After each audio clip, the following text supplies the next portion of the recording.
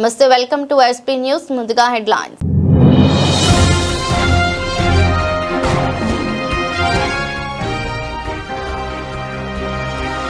కెనడాకు Trump మరో shock. ఈసారి విమానాలపై గురి.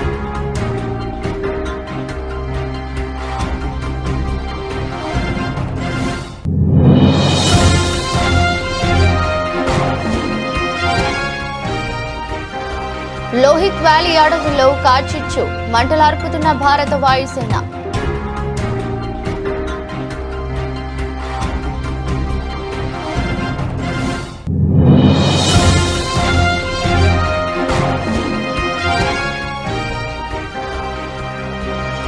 భార్యను పొగిడిన ట్రంప్, మెలానియా డాక్యుమెంటరీపై చెలరేగిన దుమారం.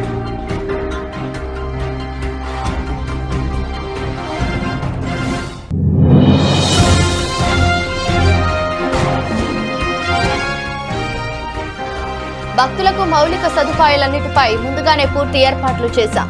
మంత్రి పొంగులేటి శ్రీనివాస్ రెడ్డి.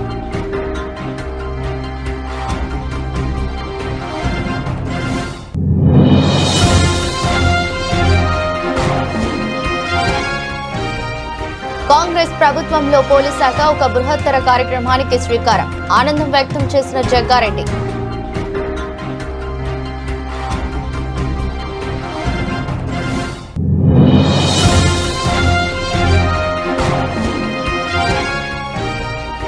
బీఆర్ఎస్ పార్టీ ఎదుగుదలను ఓర్వలేక చౌకబారు రాజకీయాలకు కాంగ్రెస్ కుట్రలు. దాసోచు శ్రవణ్ మండిపాటు.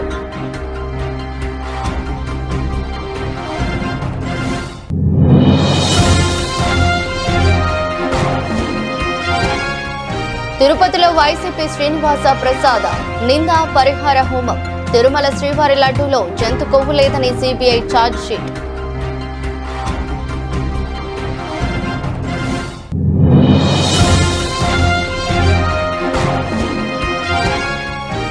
ఒక్క లీటర్ పాలు కూడా సేకరించని కంపెనీ 60 లక్షల లీటర్ల నెయ్యి టీటీడీకి ఎలా సరఫరా చేసిందో జగన్ రెడ్డి సమాధానం చెప్పాలి. మంత్రి కొల్లు రవీంద్ర డిమాండ్.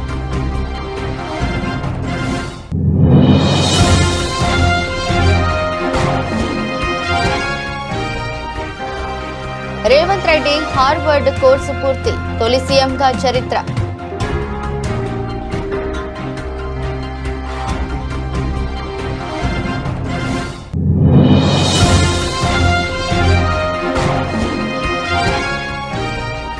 గుంటూరు, కుప్పంలో సీఎం చంద్రబాబు పర్యటన. 3 రోజుల పాటు పర్యటించి పలు అభివృద్ధి పనులకు శ్రీకారం.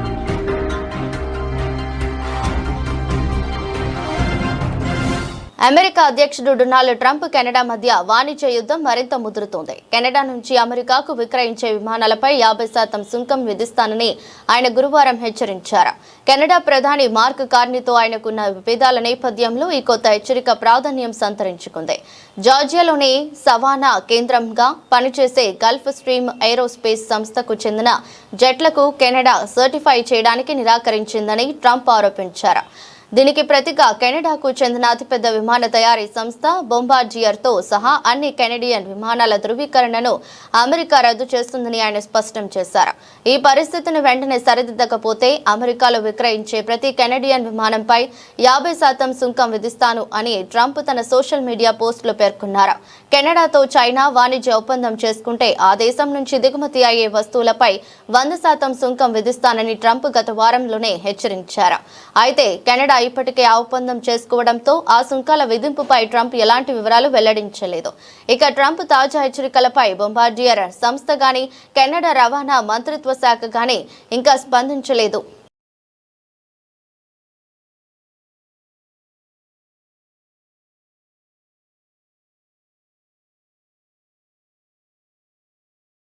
అరుణాచల్ ప్రదేశ్లోని లోహిత్ వ్యాలీ అడవుల్లో కార్చిచ్చు చెలరేగుతోంది. అడవంతా అగ్ని కాకుతైపోతుంది. దాంతో రంగంలోకి దిగిన భారత వైమానిక దళం మంటలను ఆర్పేందుకు ప్రయత్నిస్తుంది.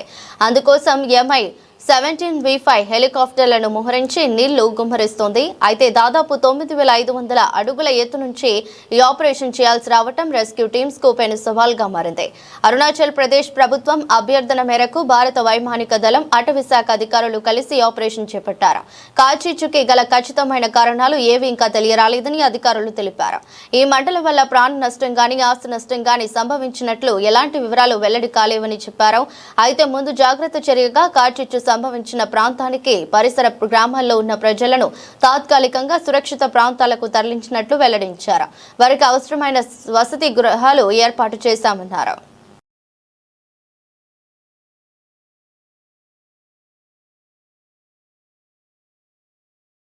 అమెరికా ప్రథమ మహిళ మెలానియా ట్రంప్ జీవితం ఆధారంగా తెరకెక్కిన మెలానియా డాక్యుమెంటరీ ప్రీమియర్ వాషింగ్టన్లో జరిగింది.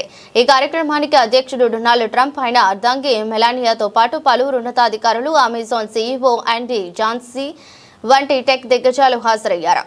అయితే ఈ డాక్యుమెంటరీ ఇప్పుడు అమెరికాలో తీవ్ర చర్చనీయాంశంగా మారింది. దీని భారీ బడ్జెట్ నిర్మాణంలో మెలానియా పాత్రపై విమర్శలు వెల్లువెత్తుతున్నాయి. ఈ డాక్యుమెంటరీ నిర్మాణానికి ఏకంగా $40 మిలియన్ ఖర్చు కాగా, దీని ప్రమోషన్, పంపిణీ కోసం అమెజాన్ మరో $35 మిలియన్ వెచ్చించడం వివాదానికి దారితీసింది. సాధారణంగా ఇలాంటి చిత్రాలకు 10వ వంతు బడ్జెట్ కూడా ఉండదని విశ్లేషకులు అంటున్నారు. అంతేకాకుండా ఈ చిత్రానికి మెలానియా ట్రంప్ స్వయంగా పెయిడ్ ఎగ్జిక్యూటివ్ ప్రొడ్యూసర్ గా వ్యవహరించారు. దీంతో సినిమాలో ఏ సన్నివేశాలు ఉండాలి, వేటిని తొలగించాలనే దానిపై ఆమెకు పూర్తి నియంత్రణ లభించింది. ట్రంప్ సర్కారును ప్రసన్నం చేసుకునేందుకే అమెజాన్ ఇంత భారీగా ఖర్చు చేసిందనే ఆరోపణలు వెల్లువెత్తుతున్నాయి. Believe you'd be the man you are today if you hadn't met your wife? That's an interesting question. I better be very careful with that. That's a very dangerous. He's asking me a very dangerous question. I think she's really been a great help. She's done a great job. Very respected, very smart, very measured, very measured. Sometimes when I'm not so measured, she measures you, but no, she's done a great job and very, very influential in terms of the administration. Yes. తెలంగాణతో పాటు ఇతర రాష్ట్రాల నుంచి ఆదివాసీలు, గిరిజనేతరులు పెద్ద ఎత్తున మేడారం జాతరకు తరలివస్తున్నారు. భక్తులకు మౌలిక సదుపాయాలన్నిటిపై ముందుగానే పూర్తి ఏర్పాట్లు చేశాం. ఇప్పటి వరకు ఎలాంటి అవాంఛనీయ ఘటనలు లేకుండా జాతర ప్రశాంతంగా కొనసాగుతుంది. ప్రభుత్వం, మంత్రులు, అధికారులు ఎప్పటికప్పుడు పర్యవేక్షణ చేస్తూ భక్తులకు ఎలాంటి అసౌకర్యం కలగకుండా చర్యలు తీసుకుంటున్నామని రెవెన్యూ, గృహ నిర్మాణ, సమాచార శాఖ మంత్రి పొంగులేటి శ్రీనివాస్ రెడ్డి తెలిపారు. వివిధ ప్రాంతాల నుంచి కేవలం ఒక్క తెలంగాణ రాష్ట్రంలోనే ఆదివాసులే కాకుండా ఆదివాసీ ఇతరులతో పాటు పరిసర రాష్ట్రాల నుంచి కూడా పెద్ద ఎత్తున భక్తులు ఇక్కడికి రావటం జరుగుతుంది. తాగునీరు విషయంలో కానీ, జంపన్న వాగులో పవిత్రంగా చూసే ఆ నీటిలో స్నానం చేసే ఏర్పాట్ల విషయంలో కానీ, ఇతరత్ర మౌలిక వసతుల అన్ని విషయాల్లో ముందే అన్ని చర్యలు చేపట్టాం. ఆ చేపట్టిన చర్యల్లో భాగంగా ఎక్కడా ఇప్పటి వరకు అమ్మవార్ల దయతో చిన్న సంఘటన కూడా ఏమీ జరగకుండా చాలా ప్రశాంతంగా, కూలుగా లక్షలాది మంది, నాకు తెలిసి ఇప్పుడే అధికారులని ఈ ప్రెస్ మీట్కి రావడానికి ముందు అడిగాను. నిన్న సుమారు 25 నుంచి 28 లక్షల మంది పైచీలకు వచ్చారని, ఈరోజు ఇప్పటికే సుమారు 30 లక్షలు దాటిందని అధికారులు అంచనా వేస్తున్నారు. ఇది మరింత ఈరోజు రాత్రికి సమ్మక్క గద్దె మీదకి ఈరోజు సాయంత్రం ఇచ్చేస్తున్నారు. వారు వచ్చిన తర్వాత భక్తుల పోటు మరింత పెరుగుద్ది. అది at a time more than 1 crore public ఈ మేడారానికి ఒక్క తెలంగాణ రాష్ట్రంలోని గిరిజనులు, గిరిజనేతరులే కాకుండా పరిసర రాష్ట్రాల నుంచి కూడా భక్తులు వస్తున్నారనేది సమాచారం ఉంది. దానికి తగ్గ అన్ని ఏర్పాట్లు రాష్ట్ర ప్రభుత్వ పక్షాన సహచర మంత్రులు అందరం దగ్గరుండి అది పర్యవేక్షిస్తున్నాం.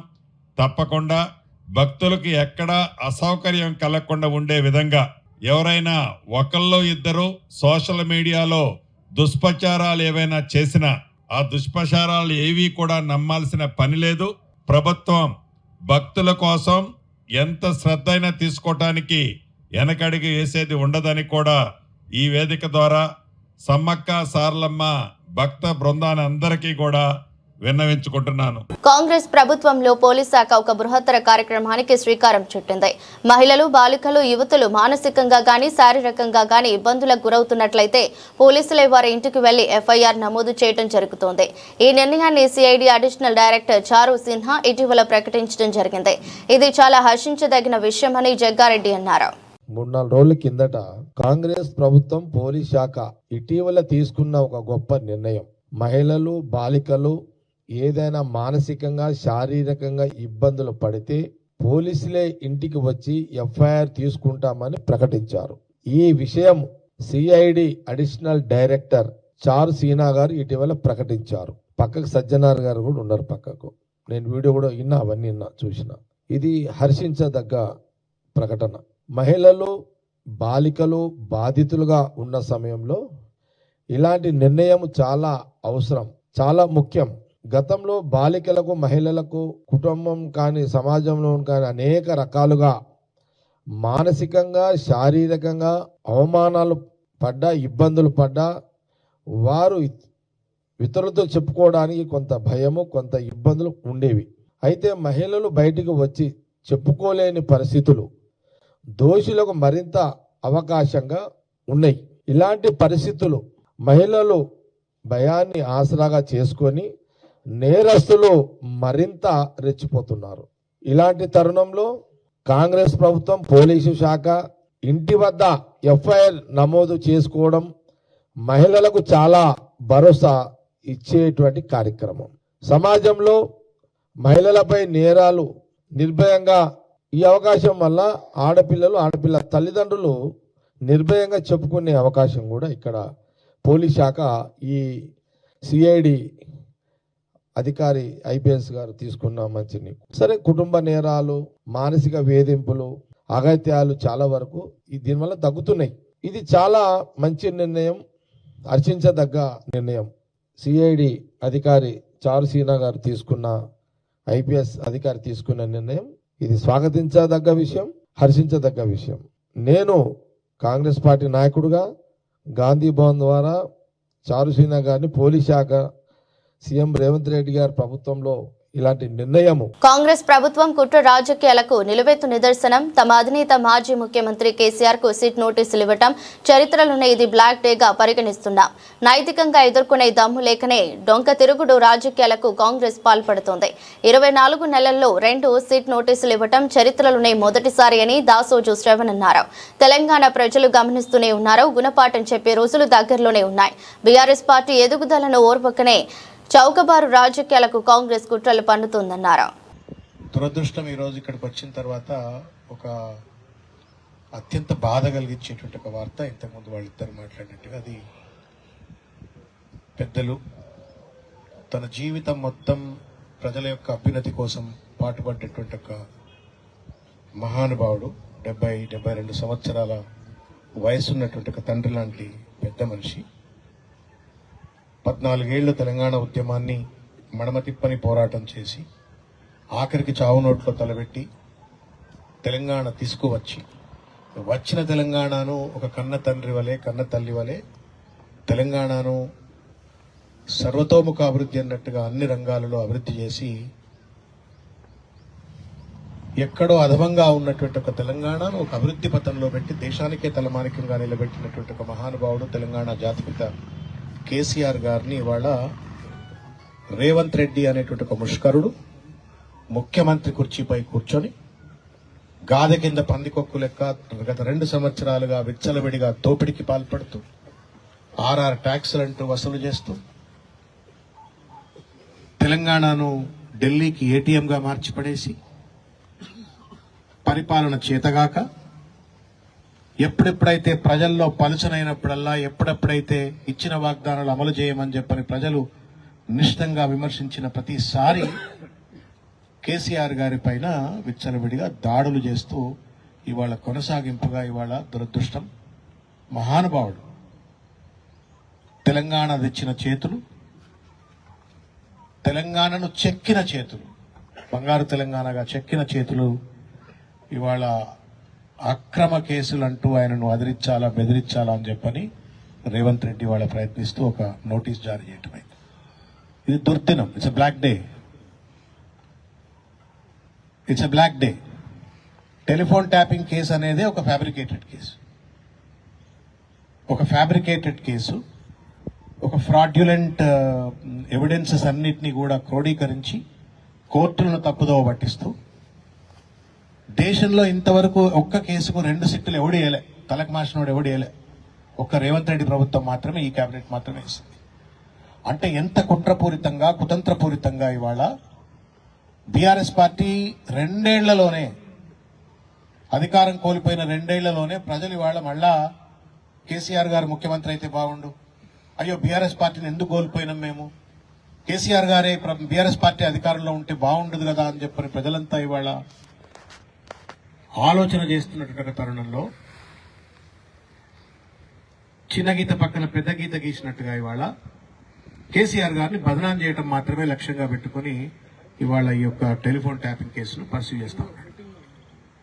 మీరందరూ గమనించే ఉంటారు, అధికారంలోకి వచ్చిన కొత్తలో ప్రజాపాలన అన్నారు, పారదర్శక పాలన అన్నారు, అడ్డమైనటువంటి వాగ్దానాలు అన్ని చేసినారు. 420 వాగ్దానాలు చేసినారు. ఏది అమలు చేయట్లేదు. ఏది అమలు చేయకపోగా పనిగట్టుకొని ప్రతిరోజు పాడిందే పాట పెద్ద మనిషి ఉంటాడు. తిరుపతిలో వైసీపీ శ్రీనివాస ప్రసాద్ నిందా పరిహార హోమం. తిరుమల శ్రీవారి లడ్డూలో జంతు కొవ్వు లేదని సిబిఐ ఛార్జ్ చేసింది. షీట్ కూటమి ప్రభుత్వం చేసిన అపచారానికి పరిహారంగా వైసీపీ టీటీడీ మాజీ చైర్మన్, వైసీపీ నేత భూమన కరుణాకర్ రెడ్డి ఆధ్వర్యంలో హోమం తలపెట్టారు. హోమం అన్నమయ్య భవనంలో శ్రీనివాస ప్రసాద్ నిందా పరిహార హోమం భక్తి శ్రద్ధలతో ప్రారంభమైంది. శ్రీనివాసుని కృపతో సర్వలోక క్షేమం చేకూరాలని ఈ హోమం నిర్వహిస్తున్నట్లు తెలిపారు.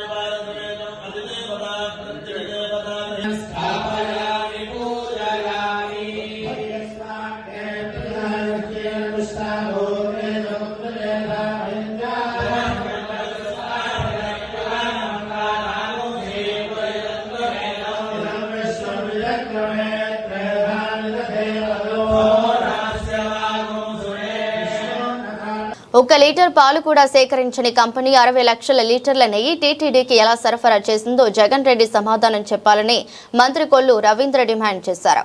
స్వామివారికి నెయ్యి సరఫరా చేయాలంటే రోజుకు 4 లక్షల లీటర్ల పాలు అవసరమని, కానీ పాలు లేని కంపెనీలకు కాంట్రాక్టులు ఇచ్చి హవాలా మార్గంలో కోట్లాది రూపాయలు అకౌంట్లోకి వచ్చాయని ఆరోపించారు. చైర్మన్ పిఏ అకౌంట్లోకి వచ్చిన నిధులపై స్పష్టత ఇవ్వకుండా ఏం జరగలేదు అనటం సరికాదన్నారు. 2019-24 మధ్య నిబంధనలు సడలించి భారీ అవినీతి జరిగిందని ఆయన విమర్శించారు. ఇవాళ అసలు మీరు ఎవరికైతే సప్లై చేయడానికి ఇచ్చినటువంటి వాళ్ళ దగ్గర అసలు పాలే వాళ్ళు కొనుగోలు చేయలేదని చెప్పి ప్రతిరోజు 4 లక్షల లీటర్ల పాలు కొనుగోలు చేస్తే గాని స్వామివారికి సరిపడిన నెయ్యి అందుబాటులోకి రాదు. అసలు పాలే లేనటువంటి వ్యక్తులకు మీరు ఆర్డర్లు ఇచ్చి వాళ్ళ నుంచి హవాలా ద్వారా మీ అకౌంట్లోకి డబ్బులు వచ్చినటువంటి దాన్ని కూడా విజయవాడకే వచ్చిందనేది నివేదికలో కనబడతా ఉంది. సాక్షాత్తు చైర్మన్గా ఉన్నటువంటి చైర్మన్ గారి పిఏ చిన్నప్పని అకౌంట్లోకి కోట్లాది రూపాయలు ఎందుకు వచ్చినాయి, ఎలా వచ్చినాయి, అది ఎవరి కోసం వచ్చినాయి, ఇవన్నీ కూడా చెప్పకుండా ఇవాళ ఏమీ లేదు, సిబిఐ ఇచ్చిన నివేదికలో కల్తీ లేదని చెప్పి మాట్లాడుతూ ఉంటే ఇవాళ అక్కడ మోనో ట్రైక్లైట్స్ వాడారు, దాంట్లో ఉన్నాయి. ఎన్డీడీబీ ఇచ్చినటువంటి నివేదిక గతంలో కూడా సిట్ వేసాం మేము. ఏదైతే ప్రభుత్వం వచ్చిన వెంటనే కల్తీ జరుగుతుందనే సమాచారం వచ్చిన వెంటనే సిట్ వేస్తే మరి ఆ రోజున టీటీడీ తెప్పించినటువంటి టెస్టులో, ఎన్డీడీబీ నుంచి వచ్చినటువంటి టెస్టులో అందులో కొన్ని జంతు కొవ్వు కూడా ఉందని చెప్పి వాళ్ళు నివేదిక ఇచ్చారు. ఆ నివేదిక ప్రకారం సుప్రీంకోర్టు వాళ్ళు తీసుకోవడం, దీనికి సిబిఐ ఎంక్వైరీ చేయమని చెప్పి సిబిఐ ప్లస్ సిట్ అధికారులు కలిసి ఇవాళ ఒక నివేదిక అంతా కూడా తయారు చేసి ఇంకా ఫైనల్ నివేదిక రావాల్సింది ఉంది. అందుకని ప్రభుత్వం దీని మీద పూర్తిగా మరి డిస్కస్ చేసి వాస్తవ విషయాలను కూడా ప్రజలకు తెలియజేస్తారు. కానీ ఇవాళ బుకాయింపు చేస్తున్నాడు జగన్మోహన్ రెడ్డి. ఇవాళ జగన్ వాళ్ళ మనుషుల్ని పెట్టి అక్కడ ఏమీ జరగలేదు, ఏ తప్పు జరగలేదు, కల్తీ జరగలేదనే ఒక తప్పుడు ప్రచారానికి సిద్ధపడుతున్నటువంటి వ్యక్తి. అసలు అతనికి హిందూ మతం మీద విశ్వాసం లేదు. నిజంగా హిందూ మతం మీద విశ్వాసం ఉన్న వ్యక్తి అయితే ఇవాళ తిరుమల తిరుపతి దేవస్థానానికి అన్య మతస్థులు వెళ్తే ఖచ్చితంగా డిక్లరేషన్ ఇచ్చి వెళ్ళాలి. ప్రధానమంత్రులు వెళ్ళారు, డిక్లరేషన్ ఇచ్చి వెళ్ళారు. ప్రెసిడెంట్ ఆఫ్ ఇండియాలో డిక్లరేషన్ ఇచ్చారు. విదేశాల నుంచి వచ్చినటువంటి అనేక మంది అధ్యక్షులు కూడా డిక్లరేషన్ ఇచ్చి వెళ్ళారు. ఇక్కడ ఉన్నటువంటి వ్యక్తి, నేను క్రిస్టియన్ అని చెప్పినటువంటి వ్యక్తి డిక్లరేషన్ ఇవ్వకుండా ఎలా వెళ్ళాడు 5 సంవత్సరాలు? కనీసం స్వామివారికి జరిగేటటువంటి అతి ముఖ్యమైనటువంటి కార్యక్రమాల్లో ప్రభుత్వ పరంగా లాంఛనంగా పట్టు వస్త్రాలు దంపతులతో వెళ్ళి సమర్పించాల్సినటువంటి వస్త్రాలను కూడా మీరు ఇవ్వకుండా మీరు చేసినటువంటి కార్యక్రమాలు ఇంకా ప్రజలు మర్చిపోతున్నారు అనుకుంటున్నారు జగన్మోహన్ రెడ్డి గారు. ఇవాళ మొత్తం కూడా మేము ఏదైతే టీటీడీ ఇచ్చినటువంటి నివేదిక కానీ, సిట్ ఇచ్చినటువంటి నివేదిక కానీ మొత్తం కూడా ఇవాళ ఉన్నాయి క్లియర్గా. ఇవాళ గతంలో మరి 2019-24లో మీరు సడలించినటువంటి నిబంధనల్లో 4 లక్షల లీటర్ల ఆవు పాలు ప్రతిరోజు కొనుగోలు చేయాలనే నిబంధన ఉంటే కేవలం 1 లక్ష పూర్తిగా ఎత్తేసారు. అది అసలు పాలతో సంబంధం లేకుండా నెయ్యి వచ్చని పెట్టారు. రాజకీయాలు, పాలనా వ్యవహారాలతో అనునిత్యం ఎంతో బిజీగా ఉండే తెలంగాణ ముఖ్యమంత్రి అరుదైన గౌరవాన్ని దక్కించుకున్నారు.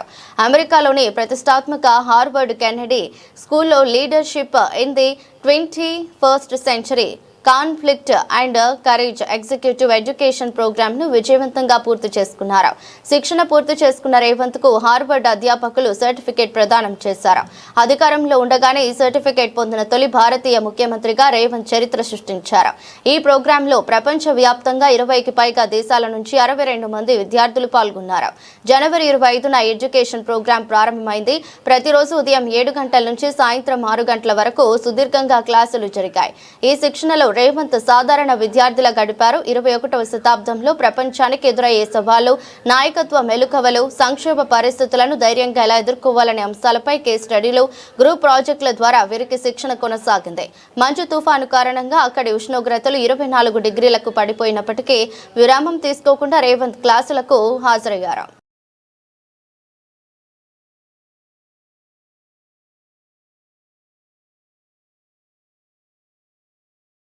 ముఖ్యమంత్రి చంద్రబాబు రాష్ట్రంలో పర్యటనకు సిద్ధమయ్యారు. గుంటూరు, కుప్పం నియోజకవర్గాల్లో పర్యటించి పలు కీలక అభివృద్ధి సంక్షేమ కార్యక్రమాలకు శ్రీకారం చుట్టనున్నారు. శుక్రవారం గుంటూరులో పర్యటించిన అనంతరం 3 రోజుల పాటు తన సొంత నియోజకవర్గమైన కుప్పంలో పర్యటించనున్నారు. ఈ పర్యటనలో భాగంగా మొత్తం 690 కోట్ల విలువైన అభివృద్ధి పనుల్లో సీఎం పాల్గొంటారు. పర్యటనలో భాగంగా శుక్రవారం ముందుగా గుంటూరు ప్రభుత్వ ఆసుపత్రిలో మాతా శిశు ఆరోగ్య కేంద్ర భవనాన్ని చంద్రబాబు ప్రారంభించనున్నారు. ఉత్తర అమెరికాలో స్థిరపడిన గుంటూరు వైద్య కళాశాల పూర్వ విద్యార్థులు అందించిన 100 కోట్ల భారీ విరాళంతో ఈ భవనాన్ని నిర్మించారు. విశేషం ఏమిటంటే 2018లో ఈ భవనానికి చంద్రబాబు శంకుస్థాపన చేయగా ఇప్పుడు ఆయనే దీనిని ప్రారంభించనున్నారు. ఈ కేంద్రంలో అవసరమైన వైద్య పరికరాలు, ఫర్నిచర్ కోసం రాష్ట్ర ప్రభుత్వం అదనంగా 27 కోట్లు కేటాయించింది. గుంటూరు కార్యక్రమం ముగిసిన వెంటనే సీఎం చంద్రబాబు కుప్పం పయనమవుతున్నారు. శుక్రవారం మధ్యాహ్నం నుంచి ఆదివారం సాయంత్రం వరకు నియోజకవర్గంలోనే ఉండి అభివృద్ధి కార్యక్రమాలను పర్యవేక్షిస్తారు. తొలి రోజు మధ్యాహ్నం 2:35 కుప్పం చేరుకుని 3 కోట్లతో నిర్మించిన అగస్త్య విద్యాచల్ అకాడమీని ప్రారంభిస్తారు. అనంతరం 10 కోట్లతో నిర్మించనున్న లెక్చరర్స్ అకాడమీకి సెంటర్ కు 2 కోట్లతో చేపట్టే ఒబేరాయ్ విజిటర్ సెంటర్ కు శంకుస్థాపన చేస్తారు. వీటితో పాటు Aditya Birla multi skill centre ను పర్యాటక అభివృద్ధిలో భాగంగా కాంగుంది హెరిటేజ్ విలేజ్, బౌల్డరింగ్ పార్కు, పున్నమి రిసార్ట్లను ప్రారంభిస్తారు. పర్యటనలో 2వ రోజైన శనివారం అత్యంత కీలకం కానుంది. ఉదయం బెగ్గులపల్లె పంచాయతీలో అర్హులకు సామాజిక భద్రతా పింఛన్లను సీఎం స్వయంగా పంపిణీ చేస్తారు. అనంతరం 5,555 ఈ సైకిళ్ల పంపిణీ కార్యక్రమంలో పాల్గొంటారు. సాయంత్రం 4 గంటలకు కుప్పం పారిశ్రామిక ప్రగతికి ఊతమిచ్చేలా 7 కొత్త పరిశ్రమలతో ఒప్పందాలు కుదుర్చుకోనున్నారు.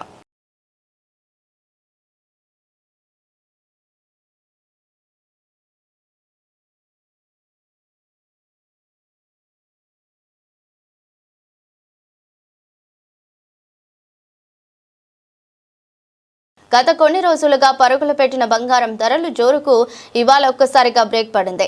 ఇన్వెస్టర్లు లాభాల స్వీకరణకు మొగ్గు చూపడంతో పసిడి వెండి ధరలు భారీగా పతనమయ్యాయి. దేశీయంగా తులం బంగారంపై సుమారు 8,000 వరకు తగ్గగా కిలో వెండిపై 15,000 మేర తగ్గుదల కనిపించింది. గుడ్ రిటర్న్స్ వెబ్సైట్ ప్రకారం ఈరోజు ఉదయం హైదరాబాద్ బులియన్ మార్కెట్లో 10 గ్రాముల 24 క్యారెట్ల బంగారం ధర 8,230 తగ్గి 1,70,620 వద్ద ట్రేడ్ అవుతుంది. అలాగే 22 క్యారెట్ల పసిడి ధర 7,550 తగ్గి 1,56,400కు చేరింది. వెండి ధర కూడా ఇదే బాటలో పయనించింది. హైదరాబాద్ లో కిలో వెండి ధర 10,000 తగ్గి 4,15,000గా ఉంది. ఇటీవల ధరలు అమాంతం పెరగడంతో సామాన్యులు సైతం బంగారం కొనుగోలుకు ఏగుబడిన విషయం తెలిసిందే. అయితే నేటి ఆకస్మిక పతనం కొనుగోలుదారులను కొంత ఆందోళనకు గురి చేస్తుంది. ఏడాదిలో ఇప్పటి వరకు పసిడి ధర సుమారు 70% పెరిగింది. ప్రస్తుత తగ్గుదల తాత్కాలికమేనని, దీర్ఘకాలంలో బంగారం వెండి ధరలు మళ్లీ పెరిగే అవకాశం ఉందని మార్కెట్ నిపుణులు అంచనా వేస్తున్నారు.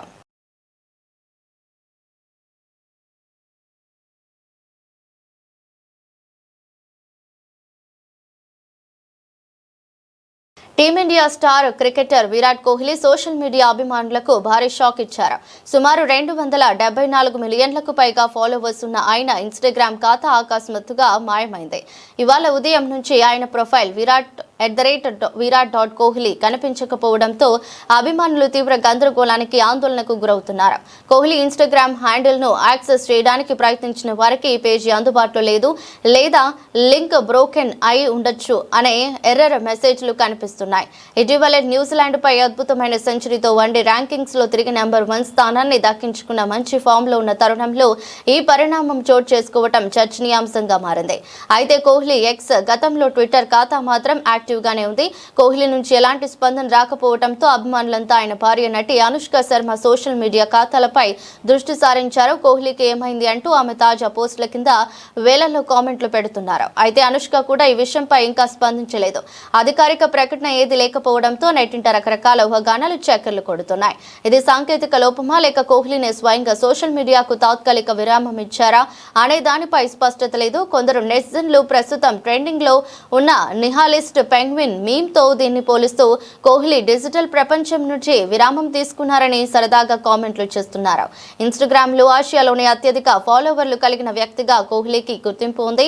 ఆయన అకౌంట్ మాయమవ్వటం స్పోర్ట్స్ సోషల్ మీడియా ప్రపంచంలో ఒక పెద్ద లోటును సృష్టించింది. ప్రస్తుతం అభిమానులంతా కోహ్లీ ఎక్స్ ఖాతా నుంచి గానీ, అనుష్క నుంచి గానీ ఏదైనా అప్డేట్ వస్తుందేమోనని ఉత్కంఠగా ఎదురు చూస్తున్నారు.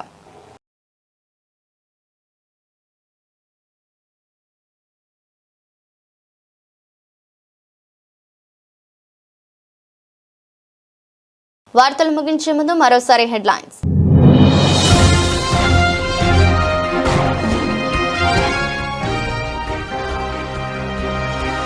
కెనడాకు ట్రంప్ మరో షాక్, ఈసారి విమానాలపై గురి.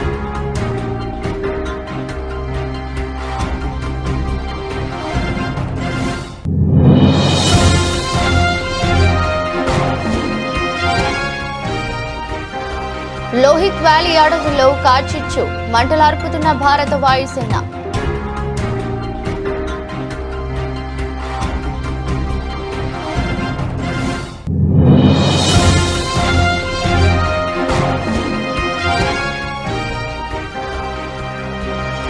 భార్యను పొగిడిన ట్రంప్, మెలానియా డాక్యుమెంటరీపై చెలరేగిన దుమారం.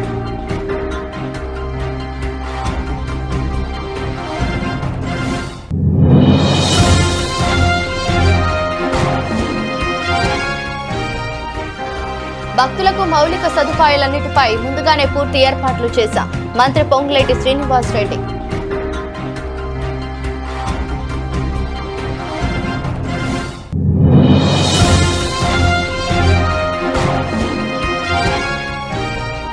కాంగ్రెస్ ప్రభుత్వంలో పోలీస్ శాఖ ఒక బృహత్తర కార్యక్రమానికి శ్రీకారం, ఆనందం వ్యక్తం చేసిన జగ్గారెడ్డి.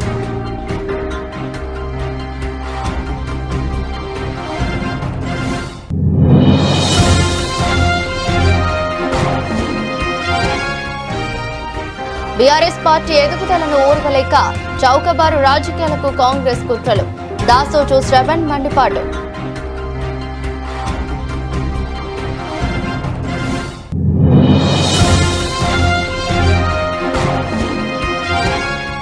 తిరుపతిలో వైసీపీ శ్రీనివాస ప్రసాద నింద పరిహార హోమం.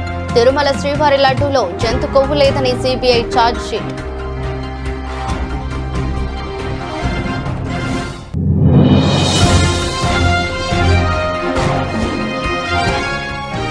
ఒక్క లీటర్ పాలు కూడా సేకరించని కంపెనీ 60 లక్షల లీటర్ల నెయ్యి టీటీడీకి ఎలా సరఫరా చేసిందో జగన్ రెడ్డి సమాధానం చెప్పాలి. మంత్రి కొల్లు రవీంద్ర డిమాండ్.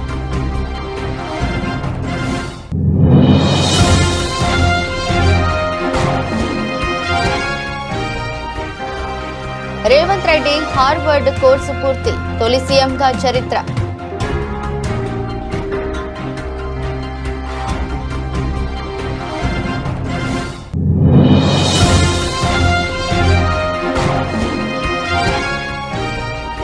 గుంటూరు కుప్పంలో సీఎం చంద్రబాబు పర్యటన. 3 రోజుల పాటు పర్యటించి పలు అభివృద్ధి పనులకు శ్రీకారం.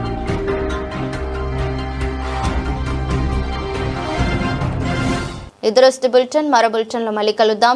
అంతవరకు సెలవు, నమస్కారం.